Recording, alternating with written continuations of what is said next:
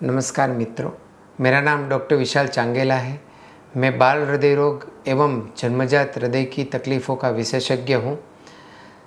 आज हम बात करेंगे बच्चों में होते हुए ऐसे प्रॉब्लम्स जो जन्म के बाद होते हैं, यानी कि जन्म के बाद होने वाले acquired heart disease in children के बारे में। ऐसे बच्चों का हार्ट जन्म के टाइम तो नॉर्मल होता है, लेकिन कुछ टाइम के बाद उनके हृदय में तकलीफ़ हो सकती है। ऐसी पहली बीमारी है इन्फेक्टिव एंडोकार्डाइटिस, जिसमें बच्चे के हार्ट को इन्फेक्शन लग जाता है। जब पहले ब्लड में इन्फेक्शन आता है और बैक्टीरियल लोड ज़्यादा होता है तो हार्ट तक वो इन्फेक्शन पहुंचता है और हम इसको इन्फेक्टिव एंडोकार्डाइटिस कहते हैं।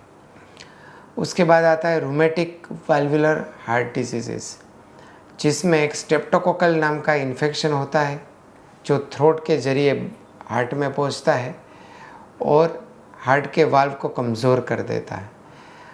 वाल्व को खुलने में तकलीफ़ हो सकती है या तो बंद होने में तकलीफ़ हो सकती है। कुछ पेशेंट्स में दोनों तकलीफ़ पाई जाती है। इनको हम रूमेटिक हार्ट डिजीज़ कहेंगे। इसके बाद है मायोकार्डाइटिस। मायोकार्डाइटिस यानी कि हार्ट का जो पंपिंग होता है वो वीक हो जाता है। कुछ वायरल इन्फेक्शन जो ब्लड में जाता है और फिर बाद में वो हार्ट के पंपिंग को वीक कर देता है, उसको हम एलवी डिसफंक्शन बोलते हैं।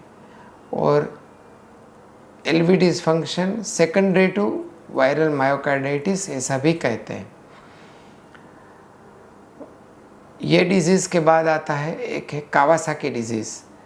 कावासाकी डिज़ीज़ यानी कि दिल में जो ब्लड वेसल्स होती है उसमें कुछ ब्लड वेसल हार्ट को ब्लड सप्लाई करती है।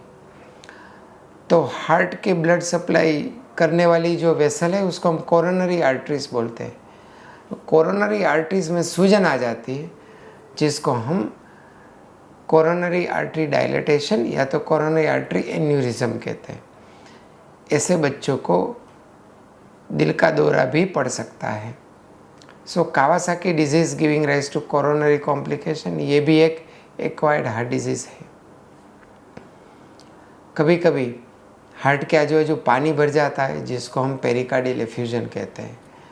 मानो कुछ है कि ये बीमारी है जो acquired heart disease in children कही जाती है, लेकिन अगर समय के साथ उसको एग्रेसिवली ट्रीट किया जाए, टाइमली डायग्नोसिस, टाइमली ट्रीटमेंट की जाए, तो ऐसे बच्चे हमारे सबकी तरह एक नॉर्मल जीवन जीते हैं।